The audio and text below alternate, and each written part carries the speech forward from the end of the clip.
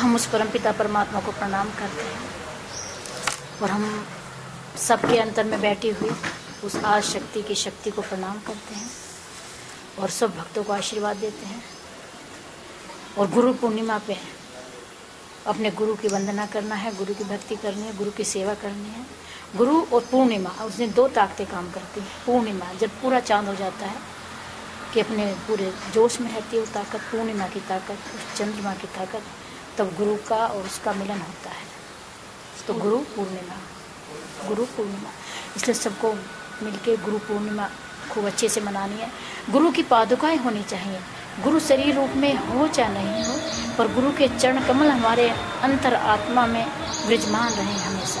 यही भाव रखते हुए मैंने गुरु पूर्णिमा के दिन गुरु के पादुकाओं की, गुरु के चरणों की पूजा करनी चाहिए। क्योंकि गुरु के पास कहाँ से मिलेगा हमें? गुरु के चरणों से और मस्तक पे, दो ही हमारे। तो बेटे हम चाहते हैं कि गुरु पूर्णिमा को गुरु की पादुकाएं की पूजा होनी चाहिए, चाहे गुरु शरीर रूप में हो चाहे नहीं हो हमारे पास में। और अंतर मन में जो बैठी है गुरु के प्रति श्रद्धा, गुरु की भक्ति विश्वास, उसको अपनी आत्मा से समर्पण करते हुए कि हे गुरु, मैं अपनी भक्ति अपनी शक्ति तुम्हारे चरणों में अर्पण कर रहा हूँ और अभी मुझे आने वाले समय के लिए और जो मेरा पथ आया है या मुझे इस पथ पे चलना है, आप मुझे आज्ञा कीजिए, मुझे आशीर्वाद दीजिए और हमेशा मेरे अंतकरण में वास कीजिए गुरु स्वरूप में। ऐसे मन भाव रखते हुए हमें गुरु पूर्णिमा के दिन गुरु की चरण पादुकाओं की पूजा करनी चाहिए, अगर शरीर नहीं हो तो। इस दिन हमें बहुत ताकतों का आशीर्वाद मिलता है। ये गुरु का पूर्णिमा का शक्ति का ही संगम हुआ है, गुरु और शक्ति का संगम हुआ है, तभी हम गुरु पूर्णिमा मनाते हैं। तो ये बहुत शुभ समय रहता है। बहुत भाग्यशाली होती हैं आत्माएं जिनको गुरु का दर्शन होता है, जिनका गुरु के द्वारा ज्ञान मिलता है। और वो भाग्यशाली आत्माएं हैं जिनको गुरु के ज्ञान के द्वारा ऐसी शक्ति, ऐसी एक दिव्य शक्ति का आशीर्वाद और उनके दर्शन हो जाए हमें, तो हमारा जीवन सफल हो जाए। तो ये है एक पूर्णिमा गुरु का। तो इसमें शक्ति का भी है और गुरु का भी है। गुरु के बगैर ज्ञान नहीं है, ज्ञान के बगैर भक्ति नहीं है, भक्ति के बगैर शक्ति नहीं है, शक्ति के बगैर मुक्ति नहीं है। इसलिए सिर्फ गुरु तो हमें ज्ञान देता है, आगे हमको ही चलना पड़ता है, उस पथ पे हमें ही आगे बढ़ना पड़ता है, हमें संघर्ष करना पड़ता है, हमें दुख सहन करने पड़ते हैं। हमें एक अच्छा जीवन जीने के लिए उस परमात्मा से प्यार करना पड़ता है, सब जीवों से प्यार करना पड़ता है, क्योंकि हम सब उसी की अंश हैं, हमारे अंदर उसी की आत्मा काम करती है। सबको ऐसे भाव सोच के एक मिल के गुरु का भजन, गुरु के लिए गुणगान करना, गुरु के लिए आनंद में बना लेना अपने आप को। गुरु क्या है? परमपिता परमात्मा का एक शरीर रूप धारण करता है और गुरु परमात्मा के कार्य करता है। पर वो किससे अपना कार्य लेता है, किससे नहीं लेता है, किससे कराता ना चाहता है, किसी से नहीं, वो उस पर निर्भर करता है।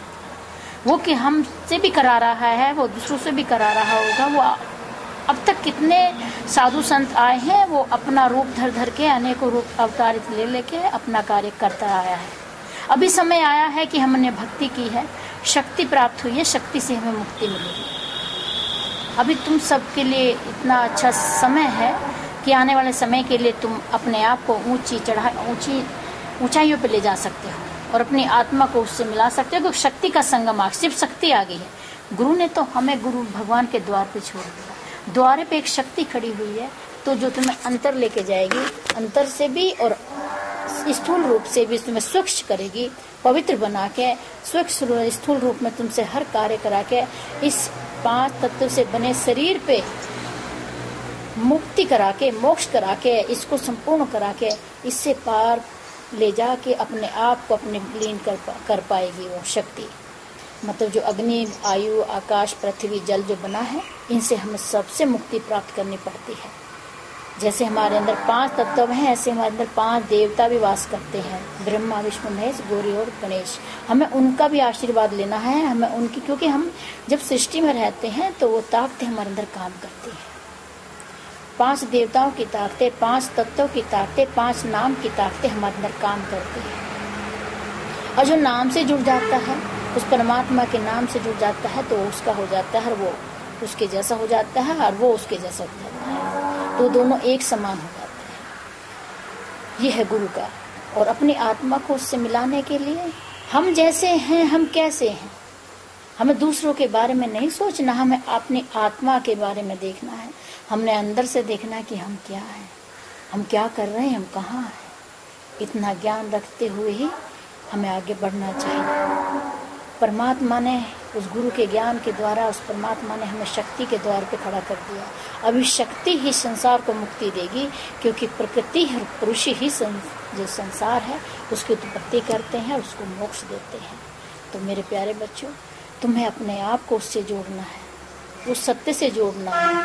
हम कर्म अपनी इच्छाओं के द्वारा अच्छे बुरे कर्म कर लेते हैं, पहचान नहीं पाते, फिर भी हमें गुरु माफ़ कर देते हैं, भगवान माफ़ कर देते हैं, साधु संत माफ़ कर देते हैं, अपने प्रियजन दोस्त माफ़ कर देते हैं।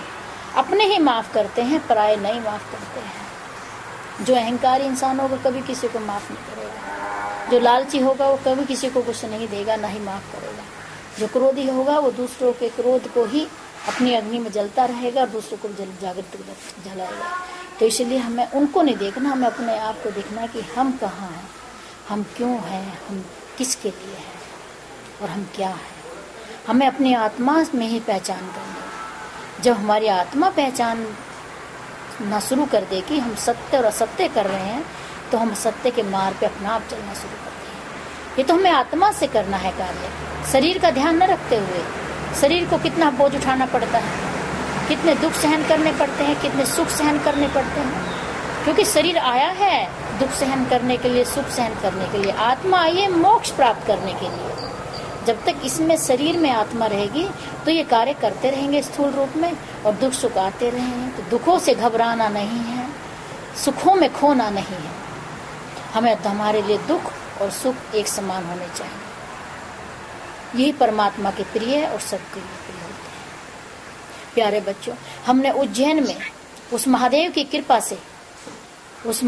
कृपा से उज्जैन में एक महाकुंभ में शामिल हुए, और जो अमृत बरसा था, जब मोक्ष प्राप्त करने के लिए, जब देवताओं में और राक्षसों में युद्ध हुआ, तो वहाँ पे उन्होंने मंथन किया और समुद्र से अमृत बरसा। तो जहाँ जहाँ 4 जगह हैं वहाँ पे अमृत बरसता है। तो ऐसे हम कुंभ में गए और वहाँ पे हमने शाही स्नान किया।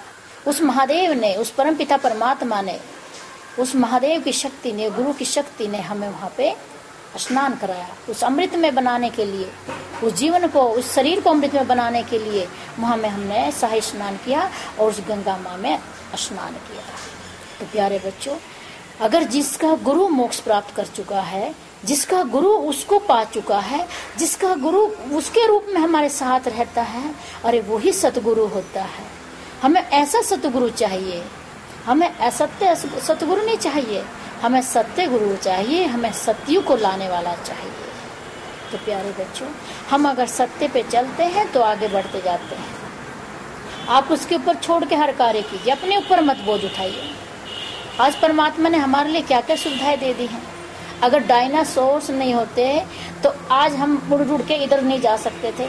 हमारे अंदर इतनी जो विटामिन थे, उसके अंदर जो इतनी केमिकल वस्तुएं थी, आज वो हर उपयोग में हमारे आ रही हैं। जैसे आज पशु पक्षी नहीं, उड़ने वाले पंछी नहीं होते तो हम हवाई जहाज नहीं बना सकते थे, क्योंकि इंसानों की बुद्धि एक दूसरे से जुड़ के एक दूसरे देख के आगे बढ़ी है। तो हमें सबकी आवश्यकता है, हमें सबके साथ की आवश्यकता है। हमें युग को बदलना है, हमें सबसे प्यार से रहना है, हमें उसका होके रहना है। दूसरा हो नहीं, हमें उससे कोई मतलब नहीं, पर हम क्या हैं, हमें उसका होके रहना, क्योंकि हमें ही जाना है उसके पास। आपके कोई साथ में नहीं जाएगा, आप अकेले ही उसके साथ आए हैं, अकेले उसके पास जाएंगे। हाँ, जाए तो ऐसा कुछ करके जाएं कि दुनिया याद करे, जहाँ में कुछ नाम हो जाए और जहाँ में हम कुछ करके चले जाएं, उस परमात्मा के कार्य, उस परमात्मा की जीवों के लिए, उसके आत्माओं के लिए हम कुछ कार्य करके चले जाएं, अपने पुण्य कर्म करके चले जाएं, तभी हमारा जीवन सफल होगा। जितने हम परमार्थ के कार्य करेंगे, जितने पुण्य अर्जित करेंगे, प्राप्त करेंगे, उतना ही हमें स्वर्ग लोक और सत्य लोक और सचखंड में वास मिलेगा, उस परमात्मा के लोक में वास मिलेगा। तो प्यारे बच्चों, अगर गुरु हमारा संपूर्ण है तो हमें संपूर्णता का ज्ञान देगा। अगर गुरु हमारा संपूर्ण नहीं है तो वो अधूरा अधूरा हमको भटकाएगा। हमने पहले भी बोला कि हमारे अंदर एक ताकतें काम करती हैं, वो है शिव शक्ति। तभी हमारी 2 भुजाएं हैं, तभी हम 2 नेत्र हैं, 2 कान हैं, 2 मुंह है, 2 पैर हैं, 2 हाथ हैं। ऐसे ही हमारे अंदर एक शिव और शक्ति की जो शक्तियाँ वे काम करती हैं हमारे शरीर के अंदर। तो हमारे एक से एक भुजा में शिव है और एक भुजा में शक्ति है। तो इसे जागृत करना है, इसमें अंतर में बैठी एक ज्योत है उसको जगाना है, आत्मा रूपी को। तो हमें शरीर में काम करके शरीर पे विजय प्राप्त करनी है।